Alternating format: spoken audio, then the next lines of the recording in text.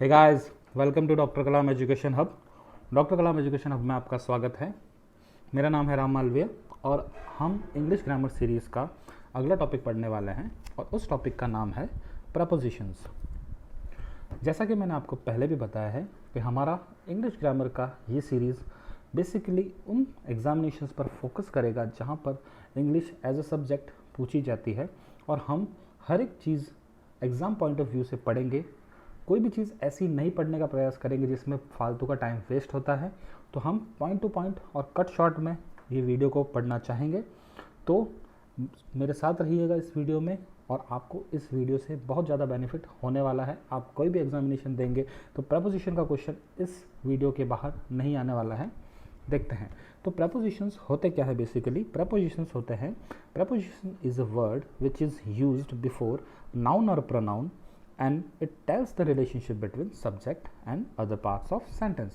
तो देखिए प्रपोजिशन क्या होता है।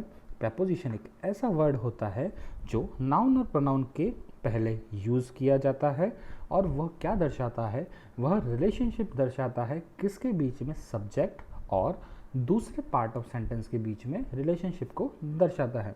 तो प्रपोजिशन बहुत प्रकार की होती है, जैसे at, in, on, upon, by, with, over, from, into, of, to, for, after, among, between, etcetera. बहुत सारी प्रपोजिशंस होती हैं। तो हम इस वीडियो में प्रपोजिशंस को डिफ्रेंशिएट करके पढ़ने का प्रयास करेंगे। मतलब हम प्रपोजिशन को डिस्टिंग्विश करेंगे, जैसे कि एक प्रपोजिशन और दूसरे प्रपोजिशन से कैसे अलग है उस तरह से पढ़ेंगे, जिससे आपको अंदाज़ा हो जाएगा कि कहाँ पे कौन सी प्रपोजिशन लगानी है और कहाँ पे कौन सा एरर आपको एग्जामिनेशन में पूछा जा सकता है। तो देखिए पहली स्लाइड में मैं डिफ्रेंशिएट करने वाला हूँ इन और इनटू के बीच में। तो देखिए इन क्या होता है, इन कब लगेगा, तो इन लगेगा जब वर्क मोशन में नहीं होगा। कब लगेगा, जब वर्क मोशन में नहीं होगा। वर्क में कोई मोशन नहीं हो रहा है, स्थिर है। वर्क क्या है, स्टेशनरी वर्क है। और इनटू कब लगेगा, जब वर्ब में मोशन होता है। वर्क में क्या होगा, या तो मोशन होगा या वर्क कन्वर्ट हो रहा है, मतलब एक पदार्थ से दूसरे पदार्थ में कोई भी चीज़ कन्वर्ट हो रही है, तो हम क्या लगाएंगे, इनटू लगाएंगे। तो देखिए पहला एग्जाम्पल है Sumit is sleeping in the room. तो देखिए सुमित कहाँ पर सो रहा है, सुमित रूम में सो रहा है। देखिए यहाँ पर वर्क क्या है, सो रहा है, और सो रहा है तो कोई भी मोशन नहीं हो रहा है, तो मैंने यहाँ पर लगाया है इन। ओके, अगला एग्जाम्पल देखते हैं। The lion jumped into the well. देखो शेर कुएं में कूद गया, तो मोशन हुआ है। यहाँ पर शेर दौड़ा है, फिर जाकर कुएं में कूदा है, तो यहाँ पर क्या हो गया है, यहाँ पर बेसिकली मोशन हो गया है, तो यहाँ पर मैंने इनटू लगाया है। अगला है मिल्क टर्न्स इनटू कर्ड, मतलब दूध दही के रूप में कन्वर्ट हो गया है, तो यहाँ पर मैंने लगाया है इनटू। तो याद रखेंगे कि इन और इनटू में बेसिक फ़र्क क्या होता है कि इन में मोशन नहीं होगा और इनटू में क्या होगा, या तो मोशन होने वाला है या फिर कोई एक स्टेट से दूसरे स्टेट में कन्वर्ट हो रहा है। ठीक है, अगला है ऑन और ओवर। ऑन का प्रयोग बेसिकली कब किया जाएगा, जहाँ पर एक फिजिकल टच हो रहा है। जहाँ पर फिजिकल टच हो रहा है वहाँ पर मैं ऑन का प्रयोग करूँगा, और जहाँ पर फिजिकल टच बिल्कुल भी नहीं हो रहा है वहाँ पर मैं ओवर का प्रयोग करूँगा। जैसे कि लिखा हुआ है the book is on the table, मैंने यहाँ पर ऑन द टेबल रख के लगाया है, ओवर द टेबल क्यों नहीं लगाया है, क्योंकि बुक टेबल के ऊपर पड़ी है। ये देखिए ये एक टेबल है और इसके ऊपर ये एक बुक पड़ी है, तो इन दोनों के बीच में एक फिजिकल टच है। इन दोनों के बीच में एक फिजिकल टच है, इस वजह से मैंने यहाँ पर क्या लगाया है, यहाँ पर लगाया है मैंने ऑन। अब देखिए अगला है the fan is over my head, मतलब आप यहाँ पर खड़े हैं और आपके छत पर एक पंखा लगा हुआ है। अगर छत पर एक पंखा लगा हुआ है तो उसके बीच में और आपके बीच में कोई भी फिजिकल टच नहीं है, तो हम यहाँ पर लगाएंगे ओवर माई हेड, मतलब मेरे सर के ऊपर है। ऑन और अपॉन में क्या फ़र्क होता है, ऑन और अपॉन में फ़र्क होता है कि ऑन कब प्रयोग होगा, जब वर्ब मोशन में नहीं होगा। जब वर्ब मोशन में नहीं होगा, और अपॉन कब यूज़ होगा, जब वर्ब मोशन में होगा। बिल्कुल वर्ब मोशन में होगा, लेकिन कैसे मोशन में होगा, टॉप से बॉटम वाले मोशन में होगा। बहुत ज़्यादा इम्पॉर्टेंट है ये, मतलब कोई भी वस्तु टॉप से बॉटम की जगह मोशन में आ रही है तो क्या लगेंगे अपन, अपॉन लगाएंगे। जब ऊपर से नीचे की तरफ कोई भी वस्तु मोशन में हो रही है तो हम वहाँ पर अपॉन लगाएंगे। दो सेंटेंसेस बहुत ज़्यादा इंपॉर्टेंट है, देखने का कोशिश करते हैं। He is sitting on the table, वह टेबल के ऊपर बैठा है। तो कोई भी मोशन नहीं है यहाँ पर, सिंपली वह टेबल के ऊपर बैठा है। अगला है all around is emptiness and silence, the silence it seems of a band that man has not yet set foot upon. ये चंद्रमा पर नील आर्मस्ट्रॉन्ग जब गए थे तब का ये सेंटेंस है, और ये दर्शा रहा है हमको कि फुट सेट फुट अपॉन मतलब चांद के ऊपर पैर रखा। देखिए ये है अपना चांद, उसके ऊपर पैर कैसे रखा जाएगा, टॉप से बॉटम की जगह पैर रखा जाएगा। मतलब पैर आप देखिए कैसे रखते हैं हम, ऊपर से पैर आता है और नीचे की तरफ जाता है। तो इसलिए मैंने यहाँ पर फुट के साथ में ऑन ना लगा के मैंने क्या लगाया है, यहाँ पर मैंने अपॉन लगाया है। तो याद रखेंगे हम कि ऑन और अपॉन में क्या फ़र्क होता है। ऑन तब लगेगा जब वर्ब मोशन में नहीं है, अपॉन कब लगेगा, वर्ब मोशन में तो है लेकिन कहाँ पर मोशन है, टॉप से बॉटम की जगह मोशन है। ठीक है। अगला ऑन और ऑन टू।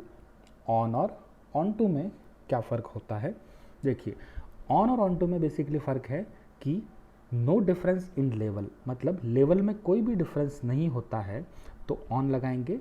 और ऑन टू कब लगाएंगे, डिफरेंस इन लेवल भले ही मोशन में हो या मोशन में ना हो, इससे कोई फ़र्क नहीं पड़ेगा, लेकिन यहाँ पर लगेगा ऑन टू लगेगा। तो एग्जाम्पल देखते हैं, people climbed on to their roof.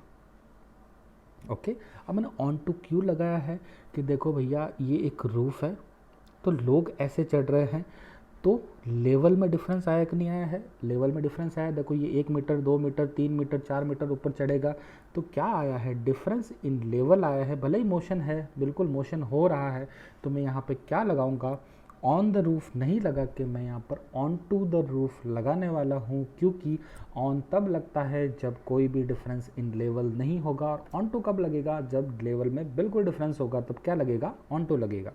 अगला, he lifts her onto the table, मतलब उसने उसको टेबल के ऊपर उठा दिया है ना, उठा दिया, उसने उसको टेबल के ऊपर उठा दिया है। तो वहाँ पर मैंने ऑन टू लगाया है, वहाँ पर भी क्या हुआ है, डिफरेंस इन लेवल आया है, तो यहाँ पर मैंने ऑन टू लगा दिया है। और एक बहुत इंपॉर्टेंट चीज़ है यहाँ पर कि ऑन कब लगता है, on is used when someone is a official member of a jury committee etcetera. मतलब अगर कोई व्यक्ति एक ऑफिशियल मेंबर है किसी भी ज्यूरी या फिर कमेटी का तो हम ऑन लगाएंगे। ठीक है, तो मैंने लिखा है यहाँ पर my brother is on the committee, मेरा ब्रदर कमेटी में है, कमेटी का एक मेंबर है, तो इन द कमेटी नहीं होगा, यहाँ पर क्या होगा, यहाँ पर ऑन द कमेटी होने वाला है यहाँ पर। अगला है चेयर, और ये बहुत इंपॉर्टेंट है, चेयर बहुत इंपॉर्टेंट है। क्यों इंपॉर्टेंट है, क्योंकि एग्जाम में पूछी जाती है। चेयर में हम इन भी लगा सकते हैं और ऑन भी लगा सकते हैं, बट शर्त इतनी सी है कि अगर हैंडल वाली चेयर है तो हम लगाएंगे इन लगाएंगे, और विदाउट हैंडल वाली चेयर है तो हम लगाएंगे ऑन। अब आप पूछेंगे कि एग्ज़ाम में हमको कैसे पता चलेगा कि चेयर हैंडल वाली है या हैंडल वाली नहीं है, तो भाई बिल्कुल बेसिकली क्वेश्चन वो आपको ऐसे ही पूछा जाएगा जिसमें चेयर को बताया जाएगा कि वो हैंडल वाली है या नहीं हैंडल वाली है। और अगर आपको कुछ भी नहीं बताया गया है कि हैंडल वाली है या विदाउट हैंडल वाली है, तो आपको ऐसा मानना है कि वो विदाउट हैंडल वाली चेयर है। और अगर उसने पूछा है, उसने लिखा है कि वो हैंडल वाली चेयर है, तभी आपको मानना है कि वो हैंडल वाली चेयर है। तो देखिए मैंने लिखा he is sitting on the chair, यहाँ पे कुछ भी नहीं लिखा हुआ है कि हैंडल वाली है या विदाउट हैंडल वाली है, तो मैंने यहाँ पर ऑन लगा दिया है क्योंकि विदाउट हैंडल वाली मैं मानने वाला हूँ। लेकिन अगला ही एग्जाम्पल ने बोला है the manager is comfortably sitting in a handled chair. तो देखो हैंडल्ड चेयर इसमें बोल दिया है, हैंडल चेयर बोल दिया है, तो मैंने यहाँ पर इन लगा दिया है। बहुत ज़्यादा इंपॉर्टेंट क्वेश्चन है, यहाँ पर गलती होगी आपको पता भी नहीं चलने वाला है और 1 नंबर आपका बिल्कुल ख़त्म होने वाला है यहाँ पर। तो याद रखेंगे इन और ऑन में क्या फ़र्क होता है। तो इन में अगर चेयर हो तो इन कब लगेगा, जब हैंडल वाली चेयर होती है, ऑन कब लगेगा, जब हैंडल वाली चेयर नहीं होती है। बाय और विथ में क्या फ़र्क होता है, देखिए बाय किसको दर्शाएगा, एजेंट को दर्शाएगा, मतलब किसी व्यक्ति को दर्शाएगा जो कार्य कर रहा है। और विथ किसको दर्शाएगा, इंस्ट्रूमेंट को दर्शाएगा, किसी चीज़ को दर्शाएगा, किसी थिंग को दर्शाएगा, निर्जीव वस्तु को दर्शाएगा। जैसे लिखा हुआ है the T is made by my mother, मेरी मदर ने क्या बनाई, चाय बनाई। तो किसने बनाई, तो यहाँ पर लगेगा बाय। तो कौन है ये, मदर कौन है, मदर है एजेंट, मतलब डूअर है मदर। तो यहाँ पर क्या लग जाएगा, बाय लग जाएगा। The painting is made with crayon colours, देखो विथ लगा है तो क्रेयन कलर्स क्या होता है, इंस्ट्रूमेंट में हम लेते हैं इसको, मतलब ये एक निर्जीव वस्तु है। तो यहाँ पर मैंने लगा दिया है with crayon colours. The snake was killed by Amit, देखो अमित ने स्नेक को मारा। तो अमित क्या है यहाँ पर, डूअर है, तो यहाँ पर विथ लगा दिया, बाय लगा दिया। विथ अ स्टिक, स्टिक क्या है, स्टिक इंस्ट्रूमेंट है, तो यहाँ पर मैंने क्या लगाया है, विथ लगाया है। तो याद रखना है हमको कि बाय और विथ में क्या डिफरेंस होता है।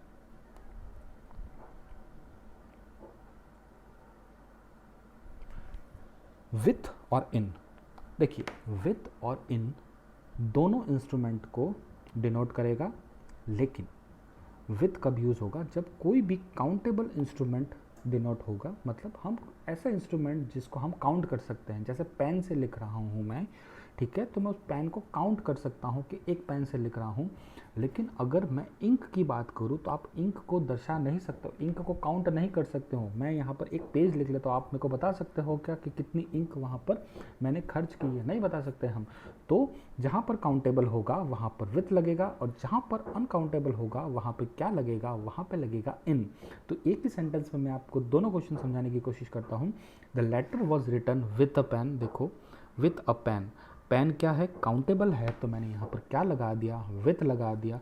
इन ब्लू इंक, ब्लू इंक क्या है, नॉन काउंटेबल है, दोनों क्या है, इंस्ट्रूमेंट है, तो मैंने यहाँ पर क्या लगा दिया, इसकी वजह से इन लगा दिया है। अगला है मेक ऑफ, मेक फ्रॉम और मेक टू में अंतर क्या होता है, बहुत ज़्यादा इम्पॉर्टेंट है, और इनमें अंतर कैसे हो जाएगा हम आपको बताने की कोशिश करते हैं। मेक ऑफ कब लगेगा, जब कोई भी फिजिकल क्वांटिटी चेंज नहीं हो रही है, physical quantity do not change, तब हम लगाएंगे मेक ऑफ या मेड ऑफ, कुछ भी टेंस में फ़र्क आ सकता है। मेक फ्रॉम कब लगाएंगे, जब फिजिकल क्वांटिटी चेंज हो रही है।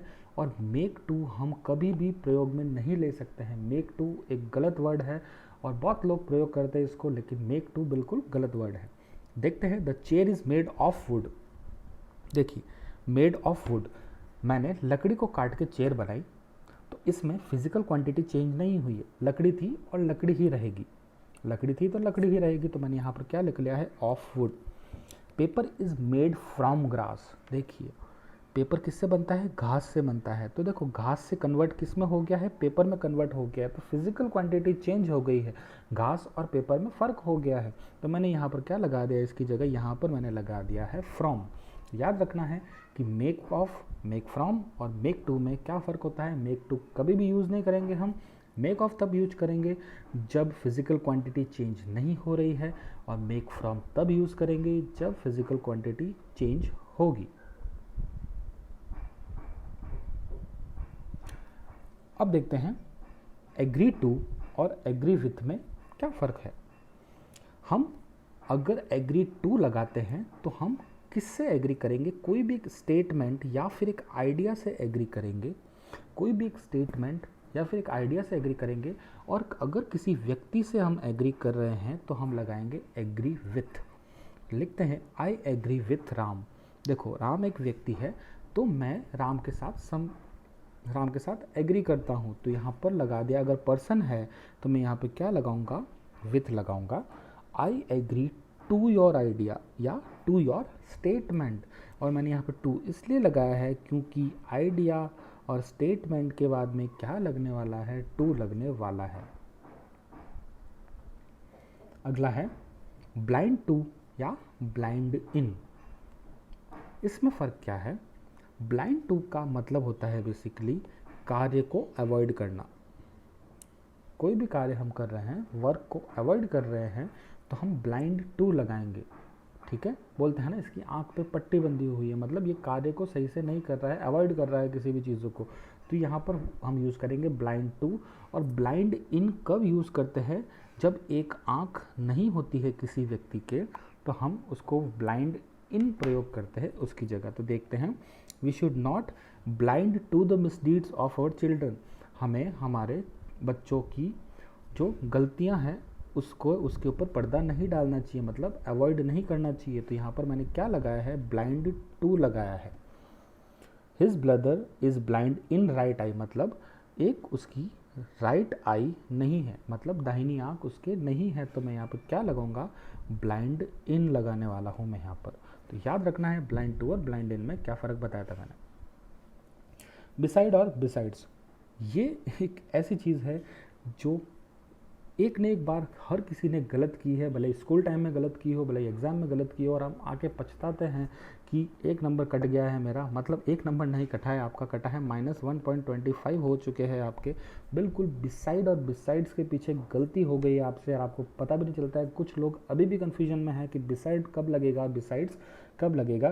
तो बता देना चाहता हूँ मैं आपको कि बिसाइड मतलब जहाँ पर एस नहीं लगा हुआ है, बिसाइड कब यूज़ होगा, जब पास में कोई व्यक्ति हो या पास में कोई भी चीज़ हो तो बिसाइड होगा। और बिसाइड्स कब लगाएंगे, तब ऑल्सो मतलब के अलावा, के अलावा, उसके अलावा। तो हम क्या लगाएंगे, बिसाइड्स लगाएंगे। देखते हैं, that boys are walking beside each other, मतलब एक साथ में एक दूसरे के आसपास चल रहे हैं, साथ में चल रहे हैं, नियर चल रहे हैं। तो मैं यहाँ पे क्या लगाऊंगा, बिसाइड लगाऊंगा। He has a car besides A scooter, उसके पास कार और स्कूटर दोनों है। तो बिसाइड्स मतलब के अलावा, ऑल्सो, बिसाइड्स का मतलब ऑल्सो या के अलावा होता है। तो यहाँ पर मैं लगाऊंगा बिसाइड्स। तो आज के बाद आपको गलती नहीं करनी है बिसाइड और बिसाइड्स के बीच में। अगला है राउंड और अराउंड। राउंड और अराउंड में क्या फ़र्क है हम आपको इस पर बताना चाहेंगे। देखिए, राउंड, राउंड जब भी कोई भी सर्कुलर मोमेंट होता है वहाँ पर हम राउंड का यूज़ करेंगे। कोई भी सर्कुलर मोमेंट होगा वहाँ पर राउंड का यूज़ करेंगे, या फिर हम इसको बोल सकते हैं चारों ओर। चारों ओर, अगर चारों ओर मोमेंट हो रहा है तो हम राउंड का यूज़ करेंगे। और राउंड का यूज़ कब करेंगे, जब कोई भी फिक्स डायरेक्शन नहीं है, ऐसे ही घूम रहा है, तो हम क्या यूज़ करेंगे, अराउंड का यूज़ करेंगे। अब देखते हैं इसमें फ़र्क क्या होता है, मतलब हम कब राउंड लगा सकते हैं, कब अराउंड लगा सकते हैं। ठीक है, देखते हैं। राउंड, अगर कोई भी वस्तु चारों ओर घूम रही है तो हम राउंड और अराउंड दोनों लगा सकते हैं। ठीक है, लेकिन अगर कोई भी फिक्स डायरेक्शन नहीं है, उसकी घूमने की कोई भी फिक्स डायरेक्शन नहीं है, तो हमको केवल अराउंड ही लगाना पड़ेगा। हम वहाँ पर राउंड का उपयोग नहीं कर सकते हैं। तो देखते हैं question, the earth revolves round the sun. देखिए, धरती, ये सूर्य है, ये धरती है, धरती चक्कर लगाती है सूर्य के, इलिप्टिकल ऑर्बिट में धरती सूर्य के चक्कर लगाती है। तो यहाँ पर मैंने क्या लिख लिया, राउंड द सन, बिल्कुल करेक्ट है, round. The earth revolves around the sun, और अराउंड द सन भी यहाँ पर करेक्ट है, क्योंकि हम राउंड की जगह पर अराउंड भी लगा सकते हैं। दोनों करेक्ट सेंटेंसेस हो जाएंगे यहाँ पर। स्टॉप वॉकिंग अराउंड, तो देखिए घूम रहा है कोई व्यक्ति, तो उसको बोला है भाई यहाँ पर मत घूमो, स्टॉप वॉकिंग अराउंड। तो यहाँ पर अराउंड सही हो जाएगा, लेकिन राउंड नहीं लगा सकता हूँ मैं यहाँ पर, क्योंकि उसके घूमने की कोई फिक्स डायरेक्शन नहीं है। तो मैं यहाँ पर राउंड नहीं लगा सकता हूँ, मेरे को सिर्फ अराउंड लगाना पड़ेगा। तो जैसे कि मैंने बताया है कि राउंड अगर यूज़ कर रहे हैं आप, तो उसकी जगह अराउंड बिल्कुल यूज़ कर सकते हैं, लेकिन अराउंड सिर्फ और सिर्फ हम जब फिक्स डायरेक्शन नहीं होती है तभी यूज़ करने वाले हैं यहाँ पर, और अराउंड की जगह पर हम राउंड का उपयोग नहीं कर सकते हैं। अगला है एट, इन, ऑन। देखिए, एट, इन, ऑन, तीनों मैंने यहाँ पर लिखा है। ये तीनों किसको दर्शाएंगे, ये तीनों दर्शा रहे हैं टाइम को, डिनोट्स टाइम। ये तीनों टाइम को दर्शा रहे हैं, उसकी बेसिक पे मैं आपको बात कर रहा हूँ इसमें। ठीक है, ये किसी और चीज़ को भी दर्शा सकते हैं, लेकिन इस स्लाइड में ये तीनों किसको दर्शा रहे हैं, टाइम को दर्शा रहे हैं। एट कब लगाएंगे, जब कोई फिक्स टाइम हो, मतलब 5 बजे जाना है मुझे, तो एट लगाऊंगा यहाँ पर। इन कब लगेगा, पार्ट्स ऑफ डे, मतलब मॉर्निंग, इवनिंग एक्सेट्रा, उसमें हम इन लगाएंगे। नाइट में, मंथ्स में, वीक, सीज़न एक्सेट्रा, उनमें हम इन लगाएंगे। और ऑन कब लगाएंगे, कोई भी दिन या डेट हो, मतलब 2 अक्टूबर, 10 अक्टूबर, 15 सितंबर, तो हम लगाएंगे ऑन। और अगर कोई भी डेज़ हो, मतलब Sunday, Monday, Tuesday, Wednesday, Thursday, Friday, Saturday, Sunday, कुछ भी हो, तो हम क्या लगाएंगे, ऑन लगाएंगे। तो देखते हैं इन 5 क्वेश्चंस में से आप कितने सही कर पाते हैं। तो इस वीडियो को यहाँ पर 5-10 सेकंड के लिए पॉज कीजिए और इस क्वेश्चंस को सॉल्व करने की कोशिश कीजिए। देखिए, पहला क्वेश्चन लिखा हुआ है मैंने यहाँ पर, we will meet dash 2 o'clock। देखो 2 o'clock है यहाँ पर, मतलब फिक्स टाइम है कि मैं 2 बजे मिलने वाला हूँ। तो फिक्स टाइम में हमेशा क्या लगता है, एट लगता है। तो मैंने यहाँ पर क्या लगा दिया, एट लगा दिया। I meet him dash midnight. देखो मिड नाइट कब आएगा, पार्ट्स ऑफ डे और नाइट में आता है मिड नाइट, तो यहाँ पर क्या लगाएंगे, in midnight. I meet him in midnight. Okay, एक second, sorry, I met him at midnight होगा यहाँ पर, sorry, I met him at midnight होगा,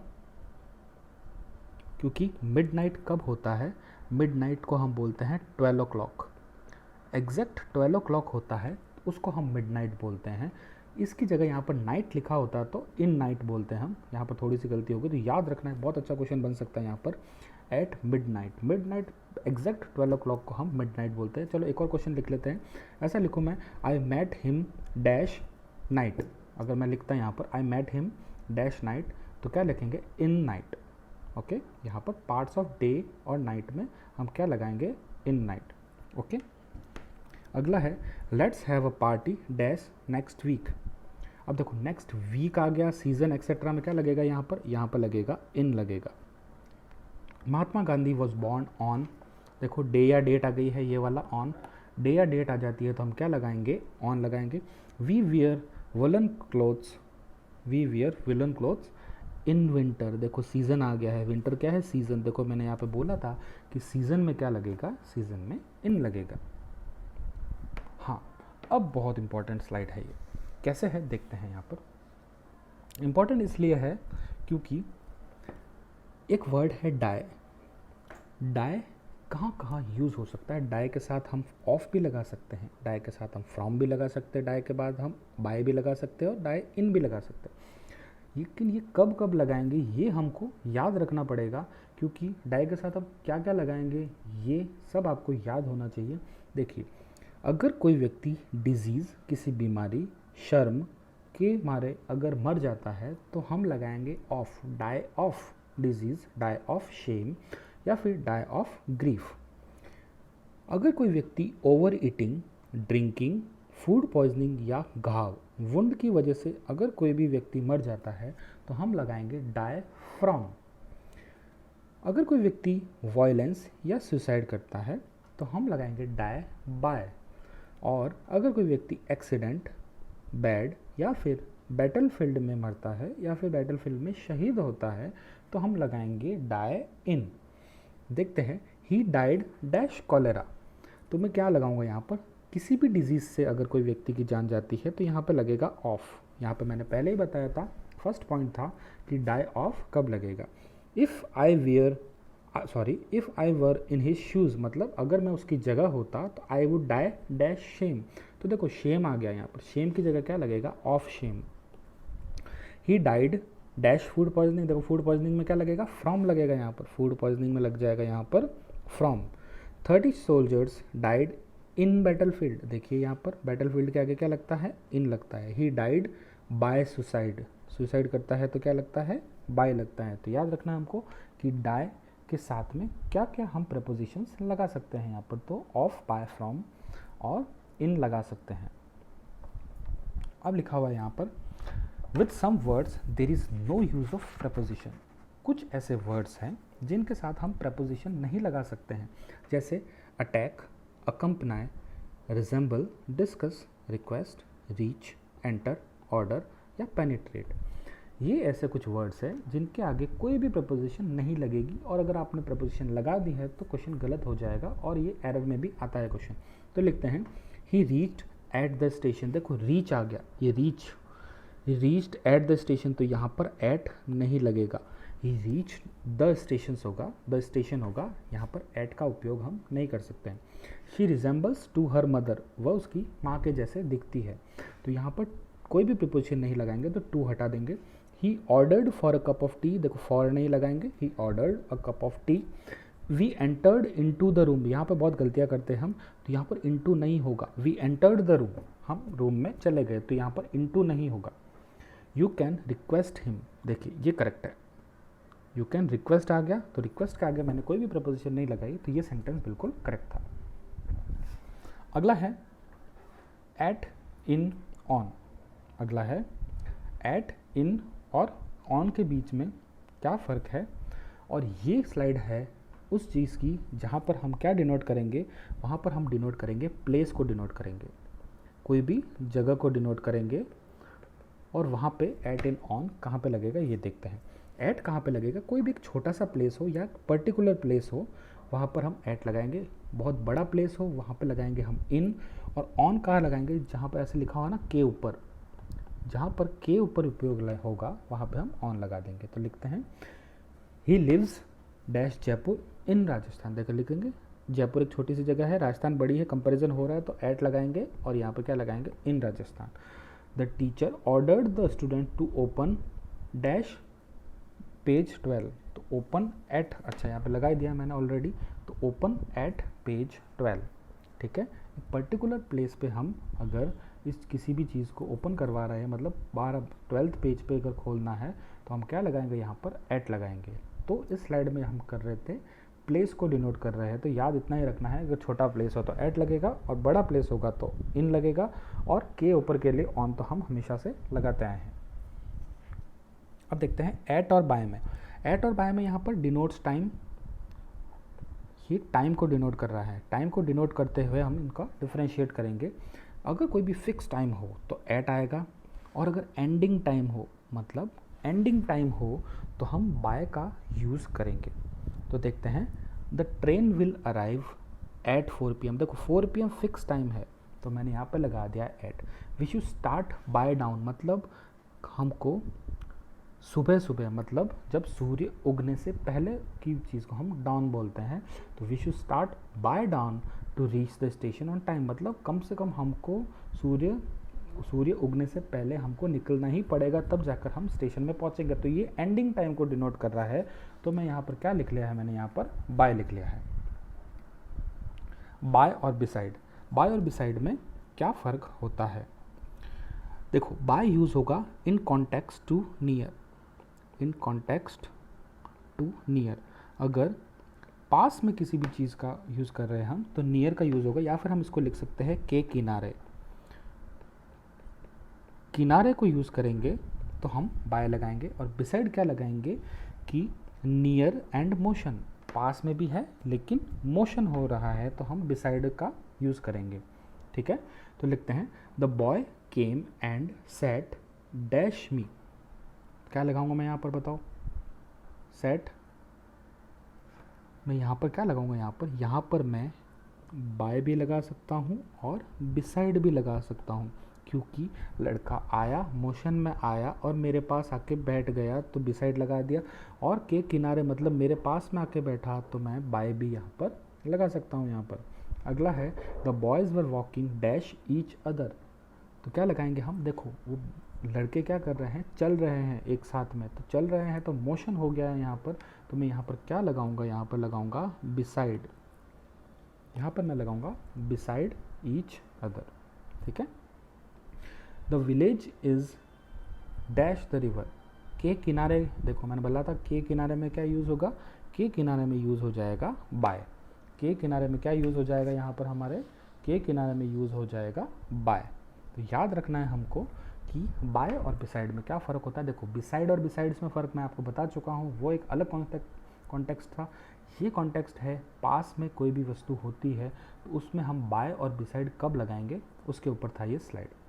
अगला है अमोंग और बिटवीन, यहाँ पे भी बहुत सारी गलतियाँ करते हैं हम। अमोंग कब लगेगा, जब 2 से अधिक व्यक्ति होंगे या वस्तु होगी, और बिटवीन कब होगा, जब 2 वस्तुएं होंगी। तो लिखते हैं he distributed the property dash his 2 children. देखो 2 बच्चों के बीच में उसने प्रॉपर्टी को बांट दिया, तो यहाँ पे लिखूंगा मैं बिटवीन, यहाँ पे क्या लिख लूँगा मैं, बिटवीन हिज 2 चिल्ड्रन। अगला है the sweets were distributed among the students of the class. देखो क्लास में बहुत सारे स्टूडेंट्स हैं, तो यहाँ पर क्या लग जाएगा, अमंग लग जाएगा। तो वीडियो देखने के लिए आपका बहुत बहुत शुक्रिया। आशा करता हूँ आपको ये वीडियो पसंद आया होगा। तो thanks for watching this video, और कृपया करके इस वीडियो को लाइक, शेयर और सब्सक्राइब ज़रूर कीजिए। फ्यूचर में हम और भी अच्छा प्रयास करने की कोशिश करेंगे ताकि आपके पास अच्छा कंटेंट हम पहुंचा सकें। Thank you so much.